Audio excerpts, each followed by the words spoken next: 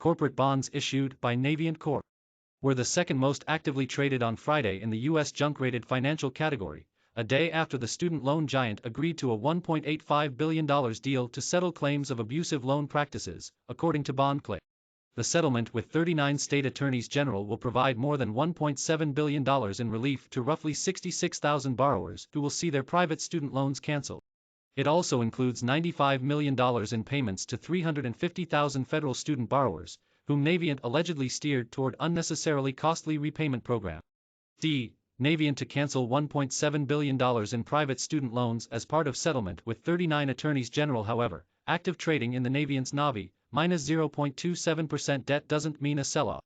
Rather, on Friday, price action in the loan servicer's most popular bonds was relatively stable.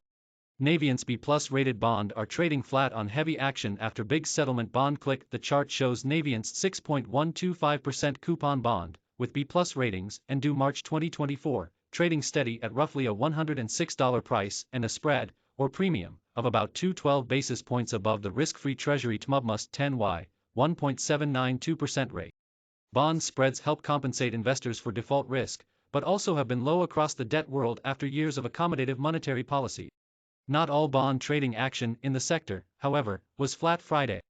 The large red circle on the right, referencing the attached chart, represents trading pressure in Coinbase's Coin, plus 0.79% 3.375% coupon bond, which has BB+ ratings and matures December 2049.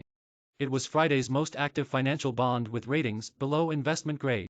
That contrasts with Navient's flat price action, which may stem from the settlement being of little surprise to debt investors, given the long-running status of the probe by state attorneys general into Navient's loan servicing practices, but also the eminently manageable price tag, a $145 cash payment to the states and $1.7 billion in private student loan collections, according to Jesse Rosenthal, head of U.S. financials at research firm CreditSight.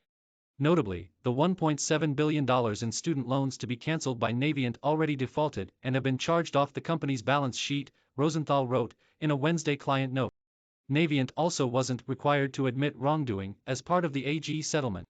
A spokesman for Navient pointed out that the settlement is expected to result in a roughly $50 million pre-tax expense, roughly what Navient expects to recover in the future on these charged-off loans.